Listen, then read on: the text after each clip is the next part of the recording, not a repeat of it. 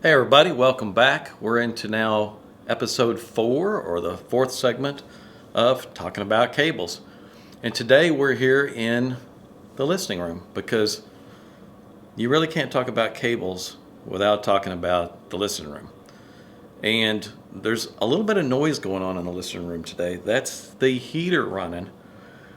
That's because you guys up north let your weather come down here to North Texas. And it's out here in my yard. And it's really cold. I think we're going to hit a high of around 20 today. Tomorrow the highs are supposed to be in single digits and we're supposed to get a bunch of snow. So we're going to hear a little noise in the background because the heater is going. In the listening room though, here we are in the listening room. Like I said, we can't talk about cables without talking about the listening room. And here in this listening room, this is a makeshift listening room. I've got a dedicated listening room over at the shop that is under construction. And it wasn't ready yet, especially when I first moved in. I needed something to allow me to listen to our products and audition and compare. So this room was set up, and the treatment that you see in here is the same treatment that I take to every show. It's a bunch of curtains. We curtain off the back half of the room. There are diffusers everywhere. There's a big 4x4 diffuser right behind the curtain in the center of the soundstage. There's diffusers behind the speakers. There's diffusers down the walls on each side. And the speakers are the N Extremes. They are about 8 feet out into the listening room. They're full open baffle, top to bottom. And then to either side, there is some subwoofer towers that are triple servo subs. So we have servo-controlled woofers in an open baffle. So we're open baffle top to bottom. And this system is about as good as it gets right now. I mean, it's unbelievable. And I want to compare that a little bit to a system that I took to Rocky Mountain Audio Fest back in 2013. We had a very similar setup as far as electronics, and we had some big open baffle line sources that I designed for Mockingbird Audio. Now that system, and the heater's going off, it's going to sound better. That system was set up much like what you see in this room. Behind the curtain, just as in this room, there's big blocks of foam wedges that are tube traps that are absorbing bass. In that setup, there was, again, triple servo subs, open baffle up front. There were sealed box servo subs in the rear of the room in each corner, run out of phase from the front woofers. So there was no bass loading in the room.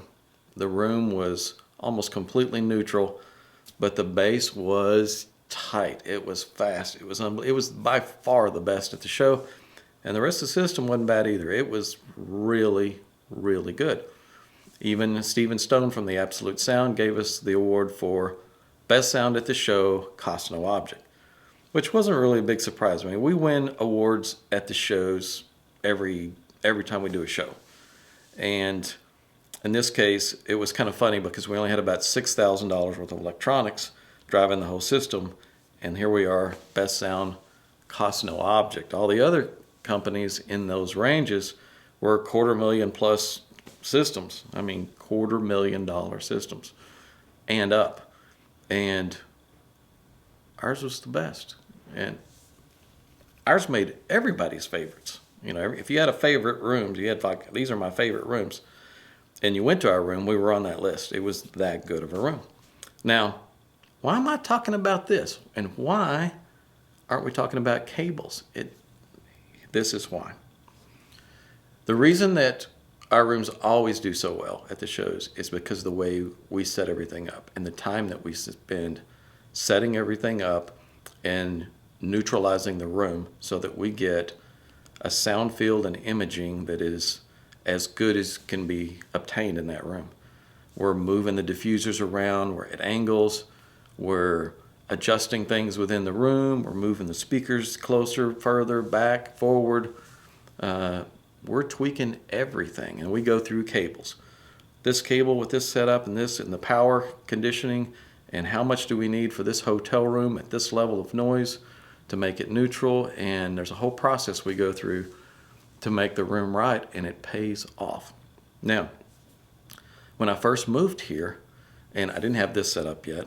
We have a 6,000 square foot shop that's about 150 feet from the house. And out there in that shop, I have about a 30 by 30 office where I was setting up to do all my work, do my design work. And I had to have music. I had to have music going, and I have to have it going all day, all the time while I'm working.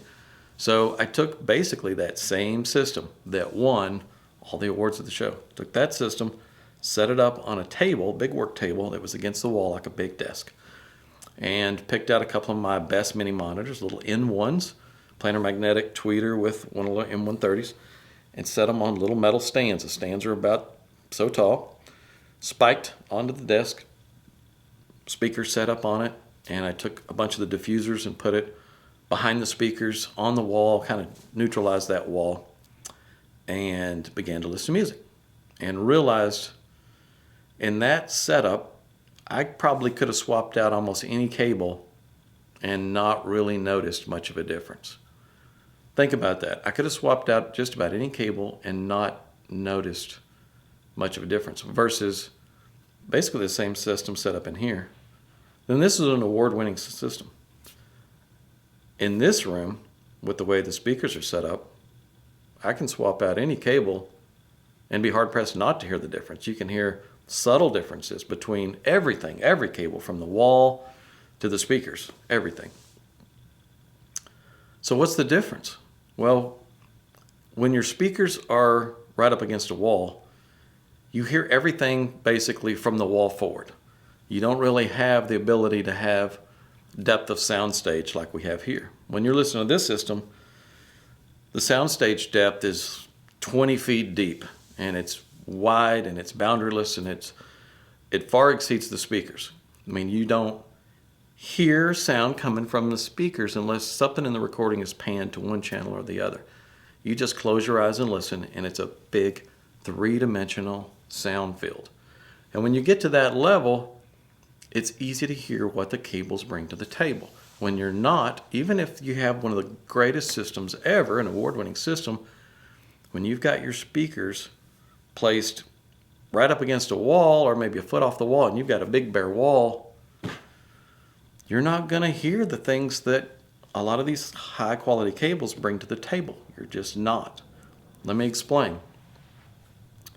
Remember all these other videos that we've done, we've talked so much about how cables can be either an antenna or a filter, and they can be somewhere in between. They can pick up tons of RF noise and electromagnetic interference, or it can filter a lot of that stuff out. So there's big differences going on there. When those cables that we're using, and almost every cable in this system is designed to be a filter at some level, when you filter out all of that noise, the effect is that all the upper harmonics, all of the spatial cues, all of the things that are in that top octave are making up the space between instruments, the layering, the size, and the air around everything is all preserved. When you introduce that noise into the system, it totally truncates all that stuff. You hear all the spatial cues are just shut down, and the soundstage becomes very two-dimensional. And we can easily hear it in here. We can just swap out a USB cable, and just like that, you'll hear the soundstage flatten out, loss of detail, loss of decay. You don't hear the decay off of everything. Everything just becomes flat just by switching out one cable. And I know I said a USB cable. The flat earth guys are just going to freak out whenever I say USB cable, because they think that the only thing that the USB cable is transmitting is ones and zeros. Oh my goodness, how naive. There's electromagnetic interference just on a standard USB cable, because on a standard USB cable there's a 5-volt leg that parallels the wire that's conducting the digital transfer. So there's noise being introduced from one line to the other. Remember the example we just did, and here comes the heater noise.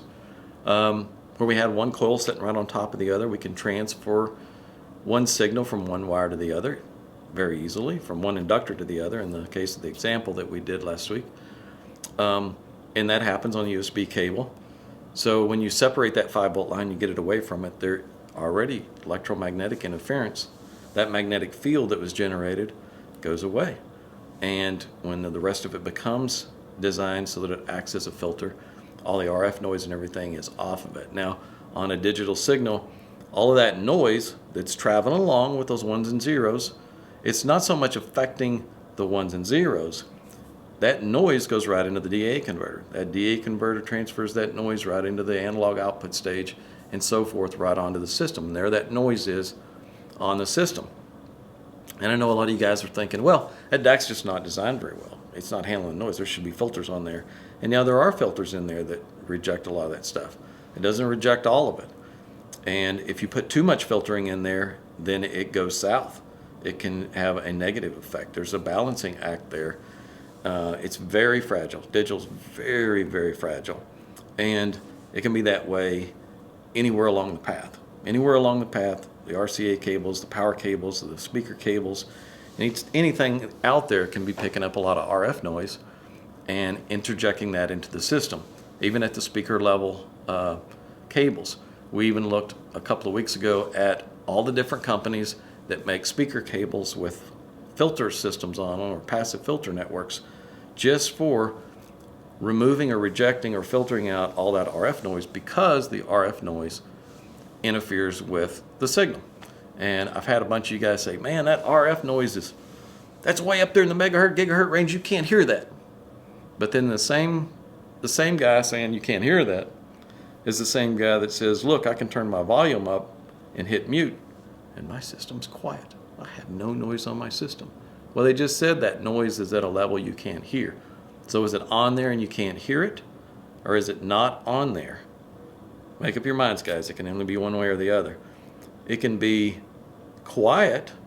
As far as your system, you may think it's quiet. You turn the volume up with everything muted and you may not hear any noise. That doesn't mean your system is quiet. Like I said, you can't hear that RF noise. It's at a range that's higher than what we can hear. But it's going to affect that musical input that's running down that line. So you hit play, and that top octave especially does this. I mean, no detail levels, no soundstage, no anything. You've killed it. And again, when you have a system set up like this, you hear that stuff like that. And it doesn't have to be a system at this level. It doesn't have to be one of the best sounding systems in the country. I could take some of our XLS Encores from over there and just set those little Encores up in the system and move these big speakers out of the way and just play those little speakers and still hear the exact same effects from any cable switch. You could even take a good quality budget level system with good speakers and hear every bit of what all the benefits that various cables can bring to the table if it's set up properly. If you're setting the system up to where you are allowing yourself to hear the soundstage layering. And you're not going to hear that when you have a system that's set up against a wall. It's just not going to happen. Even if you have an award-winning system like I just told you guys about that was set up over there in my shop, I could have probably heard some difference in bass, texture, or vocal regions because of some different cables I could swap in and out. But as far as all that soundstage layering and everything, no, I wouldn't hear it. So before I would recommend any of you guys just rush out and start trying a bunch of cables, examine your system. Look at what your system's doing. And a lot of those naysayers out there, a lot of those flat earth guys that say, oh, cables won't matter. Even one of the guys out there, he's like one of the biggest proponents of cables. He's out there bashing cables all the time, talking about null test and everything else. Look at his system. It's an old receiver. It's an old CD player, probably cost $29 from back in the 80s. He's using powered Mackie speakers from the early 80s. One sitting on a piano bench, one sitting on a footstool on some pizza boxes. And he's talking about how well his room measures. That guy's not going to hear a difference in cables. It doesn't make any difference what happens at that point. The system is so bottlenecked. you're not going to hear anything. It could be that way with your system right now. What I'm trying to teach you guys is before you go spend a lot of money on cable, and you can spend a lot of money on cable. Before you spend a little bit of money on cable, you have to set things up to where you're allowing yourself to hear those differences, because those differences are there and it's easy to hear. And I know a lot of you guys may think, well, so-and-so said he tried some cables and he didn't hear a difference. Maybe he didn't. Like I said, a lot of systems not going to allow you to hear a lot of those differences. You can't conclude then, if you tried a power cable or something and you didn't hear any difference, you can't conclude cables make no difference. You can conclude you couldn't hear any difference on your system. It could be no one would hear any difference on your system. On a system like this, anybody you drag in off the street can hear a difference in seconds. And I've done it over and over and over. It's so much fun to set somebody down in here and just change out a cable and watch their reaction. It's hilarious. I've had guys that say, USB cable can't matter. Won't make any difference. Okay, let's listen. Let them listen to a little bit. Swap the cable out. What did you do? Wow. That's from a USB cable swap? That's from just a USB cable swap. Easy to hear. And you need to listen for yourself. You need to try stuff and see how revealing your system is. Get your speakers out in the room. Create a sound stage. Try swapping in different cables if you can. You can order some stuff from us. We're going to do some power cables. You can try. There's a lot of stuff out there. Companies will send you stuff and loan it to you, or they'll send it to you. 30-day money-back guarantee. Give it a try. Find out what you can hear, what you can't hear. Don't listen, though, to those guys out there that are going to say, well, the only way you can decide if there's an audible difference is to do a double-blind test, and you need to bring in 100 different people and get statistical analysis to try and decide if the numbers show that there's a difference that can be heard and all this.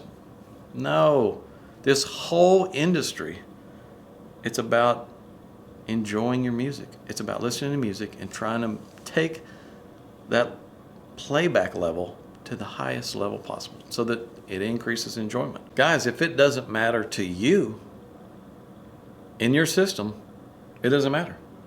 If you listen and you're noticing a difference, you're noticing improvement, you think, wow, this is an improvement. Okay, what is that improvement worth? Is it worth the cost of admission? Are there cables out there you can try that are this level performance, but this level cost? And when we find that stuff, we try to get it out there for everybody. We try to recommend stuff that is champagne on a beer budget. That's what we're all about. Trying to give you guys the best performance for the least amount of money. Now, again, back to those guys that are going to say that the only way you can prove it is, and of course, you don't have to prove it to anyone. This is about you enjoying your system. But still, there's those guys. They're going to say double blind test. Let me address that right now. You can't have a double blind test. Let me explain to you what double blind means. Double blind means, and it's not putting on two blindfolds. This isn't like going to the supermarket and wearing two COVID masks. Double blind means that the listener is blind, meaning he doesn't know which is A and which is B, and the person that's conducting the test. That means the person doing the switching doesn't know which is A or which is B. Guys, if you're switching cables in and out, whoever the guy is that's switching the cables, he knows which cable is cable A and cable B. He is always going to know. He's the one doing the switching. It doesn't matter. He's not part of the listening group. Whoever's flicking the light switch on and off, doesn't make any difference who's switching the light on and off if you're the guy in there telling them if the room is dark or not. All you have to do is listen. Forget about who's doing the switching. And I've conducted tests tons of times, lots of times. Let me tell you one of my favorites. I was at a buddy of mine's place. He has a dedicated listening room. He had a nice system, LS9s, and we had a group of guys together for a little get-together. And I brought out a DA converter. And on the DA converter, there were output coupling caps in the output, and I had a switch on the back that was a variable. That was how about a 4-position switch, and on a couple of the positions, I had different capacitors, and it was a 2-channel switch, and it was break before make, all silver contacts, nice switch. And on one selection, I had some ERSI polycaps, and on the next switch I had, or on the next selection portion of the switch, I had some Sonicaps. So pretty much on the fly, I could switch between one capacitor pair and another capacitor pair, just like that, and let the guys listen back to back. So I hooked the DA converter up, and we're at a guy's house that the listening guys that they're not familiar with. They have no idea. They're not familiar with his system or how it sounds. And I played an entire piece of music. And then I switched, and I played an entire piece of music again. Same piece of music. 3 minutes and something long. Made the switch, played it again. They looked like this. They didn't know. They couldn't tell. They weren't familiar with the music. They weren't familiar with the system. It was too much information. It was as if you handed them a Where's Waldo book that was this big and said, "Where's Waldo?" And in 3 minutes, they couldn't find Waldo. Well, what if I took a little laser pointer and I put it right on Waldo and I said, "Where's Waldo?" And you look and you see it right away because something's drawing your attention to it. You focused your attention on the thing that's different or the thing that you're looking for. Makes it real easy. Listening is the same way. I could have ended the test right there and said, "See, caps make no difference." No one could tell the difference. It's all in how you conduct the test. I said, okay, that was exactly what I was looking for. That was exactly the response that I was hoping to get. Let's do this again. So next I played them about a 15-second intro. We played it about 4 times. Made the switch. That was A. This is B. Played it again. Hey, everybody could tell a little bit of difference there. What was the difference that you heard? They explained exactly what the differences were they heard. Difference in sound stage, difference in the space around things, difference in clarity, just like that. Yeah, everybody's in agreement. Okay, so you think you heard a difference. All right, let's play a different song. Do it again. Might start with B and then go to A, or might start with A and go to B. But then learn the intro, listening, make the switch, and again, everyone's agreement. Everyone, now within a few seconds, they're noticing the difference. Now they're learning what the differences are even to listen for. They're noticing that those same differences are different, are the same on every song. Everything that we play, there's one capacitor that they notice is a big, immense sound stage that has really good clarity. And with the other capacitor, everything is closed in and loses clarity. Pretty soon I could just play any song, any intro, first 10 seconds, and all of them could tell me if it was A or B without even comparison. I could try and fool them and just play another completely different song, wouldn't tell them if it was A or B, act like I'm switching it, don't switch it, didn't matter. They could tell just within a few seconds which it was because they learned what it was that they're listening for. It's the same way here. I've listened to the system. I've learned a lot of the music that I use. And when something comes in and changes, somebody brings something in, I notice the difference immediately because I've learned and memorized not just the music, but where things are in the soundstage. What's it doing? I have references of different music that I use all the time. And so it becomes readily apparent. And often when you're swapping cables in and out, it's that apparent. It's as if somebody's holding up a blue flash card or a red flash card and they're saying, "Is this red or blue?" You say, "Blue." "Is this red or blue?" "Red." It's that easy. It's that simple when you're at this level. It's very simple to hear the differences.